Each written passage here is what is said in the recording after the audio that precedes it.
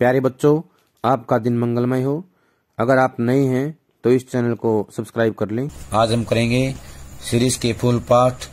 पहले हमने कर लिया था, आज हम करेंगे उससे आगे। हमने पिछली वीडियो में दो बातें पढ़ी थी। पहली ये थी कि सीरीज जो फूल है उसकी डाल कमजोर होती है, फूल कोमल होता है। और ध्यान रखना है, ये जो फूल है संस्कृत साहित्य में कोमल माना गया है। और इसके जो फल हैं वो मजबूत होते हैं, अत्यधिक सख्त होते हैं, अपना स्थान जल्दी से नहीं छोड़ते हैं। ये तीनों अच्छे से याद करने हैं। इसके फल इतने मजबूत होते हैं कि नए फूलों के निकल आने पर भी स्थान नहीं छोड़ते, यानी कि अपनी जगह नहीं छोड़ते हैं, वहां पे बने रहते हैं। जब तक नए फल पत्ते मिलकर क्या करने बाहर नहीं कर देते तब तक डटे रहते हैं। वसंत के आगमन के साथ जब सारी वनस्थली पुष्प पत्र से मरमरित होती रहती है, शिरीष के पुराने फल बुरी तरह खड़खड़ाते रहते हैं, यानी कि आवाजें करते रहते हैं, लेकिन वो अपना स्थान नहीं छोड़ते हैं। शिरीष के फल क्या हैं? मजबूत होते हैं। मुझे इनको देखकर उन नेताओं की बात याद आती है जो किसी प्रकार जमाने का रुख नहीं पहचानते और जब तक नहीं पौध के लोग उन्हें धक्का मारकर निकाल नहीं देते तब तक जमे रहते हैं। कहने का आशय है कि पुराने समय में जो नेता हैं वो ऐसे होते थे कि अपना स्थान जल्दी से नहीं छोड़ते थे, जब तक कोई नया व्यक्ति उसकी जगह आकर के उसे निकालता नहीं था। मैं सोचता हूँ कि पुराने की यह अधिकार लिप्सा क्यों नहीं समय रहते सावधान हो जाती, यानी कि अधिकार के प्रति जो लालच है ये सावधान क्यों नहीं हो जाता। जरा और मृत्यु, जरा होता बुढ़ापा। मनुष्य के जीवन में बुढ़ापा और मृत्यु दोनों सत्य हैं, अति परिचित सत्य हैं, इस संसार के सत्य हैं और अति प्रमाणिक हैं, बहुत ही प्रमाणिक हैं, ये सत्य हैं। तुलसीदास ने अफसोस के साथ इनकी सच्चाई पर मुहर लगाई थी। दरा को प्रमाण तुलसी जो फरा सो जरा, जो बरा सो बुताना। तुलसीदास कहते हैं कि जो फलता है वो जड़ता है और जो जल गया है वो नष्ट हो जाता है। कहने का आशय है कि किसी का अस्तित्व सदा के लिए नहीं है। मैं शिरीष के फूलों को देखकर कहता हूँ कि क्यों नहीं फलते ही समझ लेते बाबा की जड़ना निश्चित है। कहने का आशय है कि जो चीज बनी है वो मिटेगी, जो फलित हो गई है वो जड़ेगी, फल फूल गया है वो जड़ेगा। सुनता कौन है? महाकाल देवता सपासप कोड़े चला रहे हैं। सपासप होता लगातार, क्या होता है? लगातार एक के बाद एक कोड़े चलाए जा रहे हैं। जीर्ण और दुर्बल झड़ रहे हैं। जीर्ण तो पुराने कमजोर, जो पुराने हो गए हैं कमजोर हो गए हैं वो झड़ रहे हैं। जिनमें प्राण कण थोड़ा भी ऊर्ध्वमुखी है, ऊर्ध्वमुखी होता है ऊपर की ओर, जिनमें प्राण थोड़े बहुत ऊपर की ओर हैं वे टिक जाते हैं, यानी कि संसार में बने रहते हैं। दुरंत प्राणधारा और सर्वव्यापक कालाग्नि का संघर्ष निरंतर चलता रहता है। सर्वव्यापक होता है हर जगह विद्यमान, कालाग्नि होता है काल, प्राणधारा होता है जीवन, दुरंत होता है का विनाश न उसके।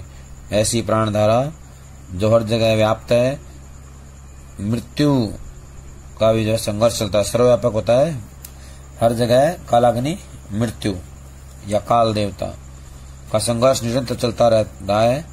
मूर्ख समझते हैं कि जहां बने हैं वहीं देर तक बने रहें तो काल देवता की आंख बचा जाएंगे।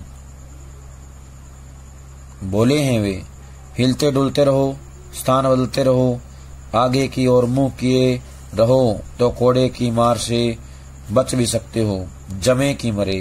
कहने का मतलब ये है कि अगर हम एक स्थान पर रुक गए, एक स्थान पर खड़े रहेंगे तो हमारा मरना निश्चित है। इसलिए हमें हिलते डुलते रहना चाहिए, चलते फिरते रहना चाहिए। उससे क्या होगा? जो कोड़े की मार है उससे हम बच पाएंगे। एक एक बार मुझे मालूम होता है कि यह शिरीष एक अद्भुत अवधूत है, सन्यासी है। दुख हो या सुख हो, वह हार नहीं मानता, न उदो का लेना न माधो का देना। कहने का से कि उसे किसी से कोई लेना देना नहीं होता है। जब धरती और आसमान जलते रहते हैं तब भी यह हजरत श्रीमान, यह श्रीमान न जाने कहां से अपना रस खींचते रहते हैं। रस माने था जीवन, अपने जीवन को चलाने के लिए जो सार है, तत्व है, वो कहां से लेते हैं। मौज में आठों याम मस्त रहते हैं, यानी कि अपनी मस्ती में हर समय मस्त रहते हैं।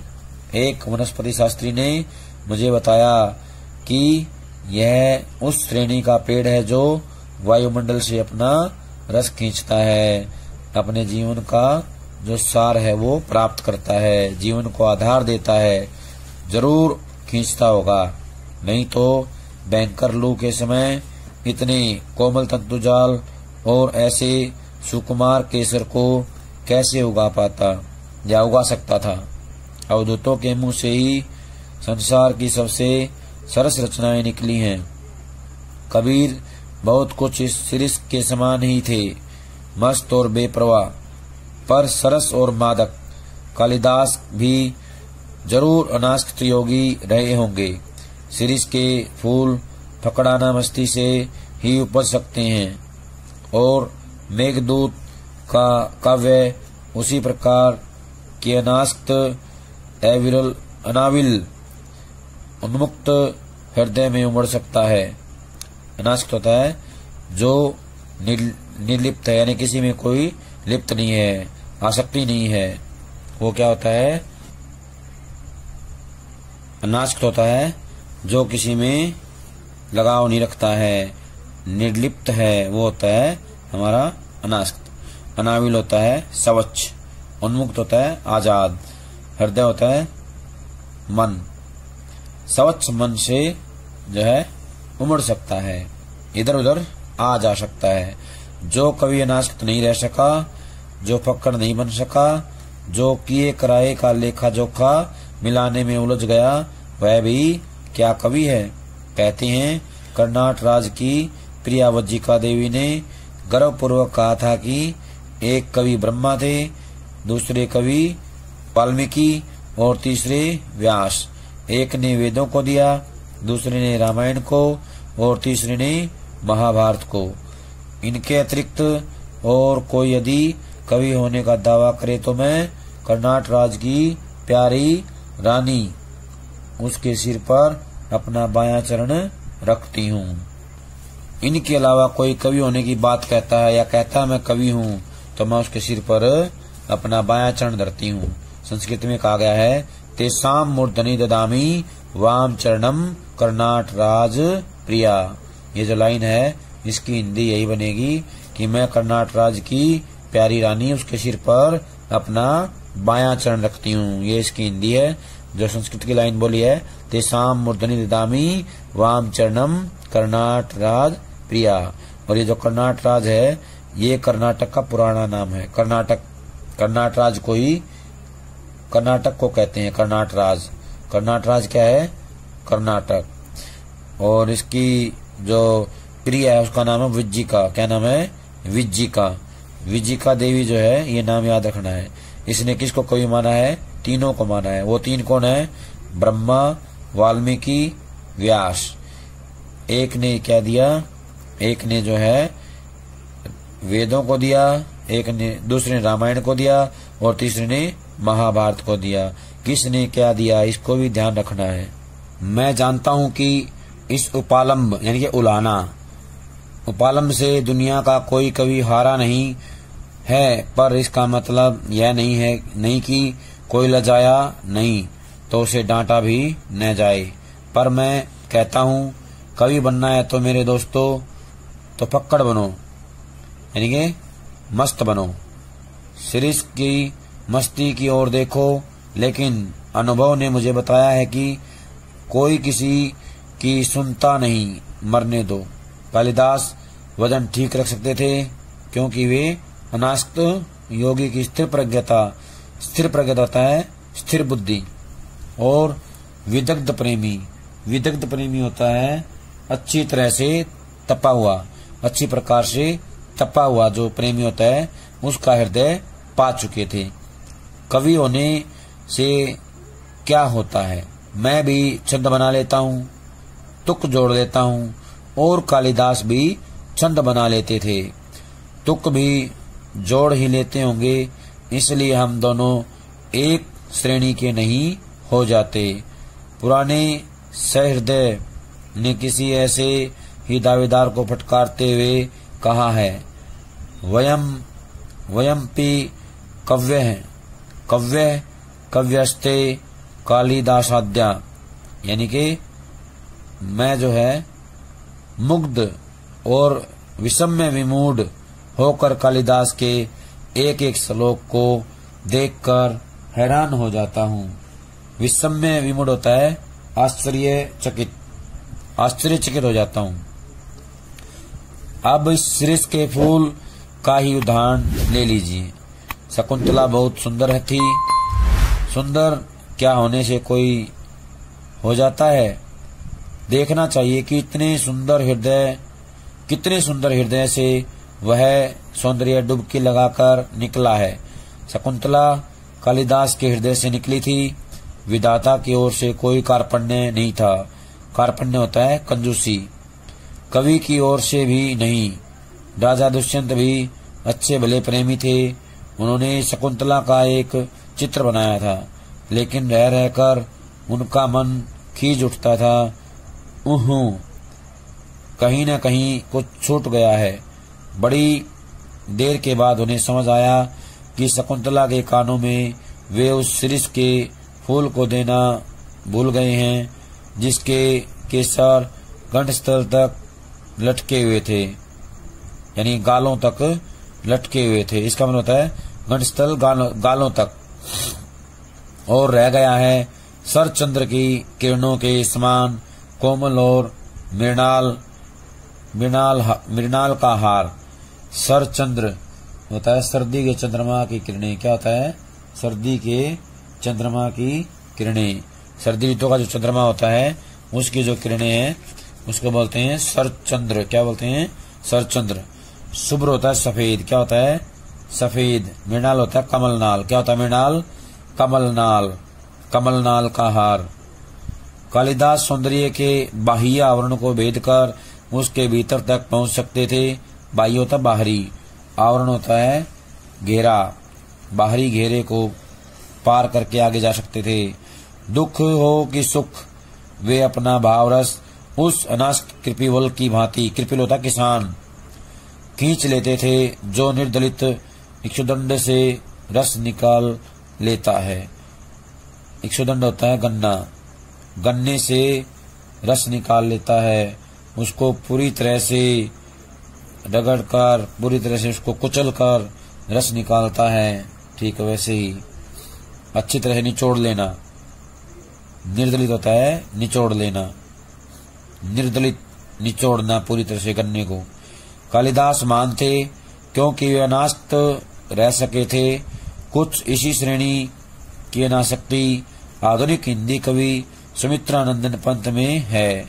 कविवर रविंद्रनाथ में यह अनासक्ति थी। एक जगह उन्होंने लिखा, राज्योद्यान का सिंह द्वार कितना ही अब्रवेदी क्यों न हो, उसकी शिल्पकला कितनी सुंदर क्यों न हो, वह यह नहीं कहता कि हम में आकर ही सारा रास्ता समाप्त हो गया है। राज्योद्यान होता है राज्य का उद्यान। क्या होता है? राज्य का उद्यान। सिंह द्वार होता है प्रवेश द्वार। क्या होता है? प्रवेश द्वार। अब्रवेदी होता है आकाश को छूने वाला या गगनचुंबी। गगनचुंबी को भी क्या कहते हैं? अब्रवेदी। अब्रवेदी जो है कहा जाता है।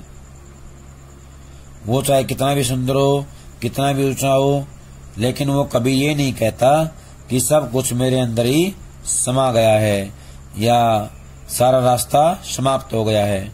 असल गंतव्य यानी कि जाने असल गंतव्य का स्थान उसे अतिक्रमित करने के बाद यानी उससे आगे निकल जाने के बाद ही है। यही बताना उसका कर्तव्य है। फूल हो या पेड़, वह अपने आप में समाप्त नहीं है। वह किसी अन्य वस्तु को दिखाने के लिए उठी हुई उंगली है, वह इशारा है। शिरीष तरु यानी पेड़ सचमुच पक्के अवधूत की भांति मेरे मन में ऐसी तरंगे जगा देता है जो ऊपर की ओर उठती रहती हैं। इस चिलकती धूप में इतना सरस वह कैसे बना रहता है। क्या ये बाह्य परिवर्तन, धूप, वर्षा, आंधी, लू अपने आप में सत्य नहीं है? हमारे देश के ऊपर से जो यह मारकाट, अग्निदाह, लूटपाट, खून खच्चर का बवंडर बह गया है। खून खच्चर होता है लड़ाई झगड़े का जो ये बवंडर था, तूफान था जो बह रहा था या बह गया है, उसके भीतर भी क्या स्थिर रहा जा सकता है? शिरीष रह सका है। अपने देश का एक बूढ़ा रह सका था। क्यों, मेरा मन पूछता है कि ऐसा क्यों संभव हुआ? क्यों शिरीष भी अवधूत है? शिरीष वायुमंडल से रस खींचकर इतना कोमल और इतना कठोर है। गांधी भी वायुमंडल से रस खींचकर इतना कोमल और इतना कठोर हो सका था।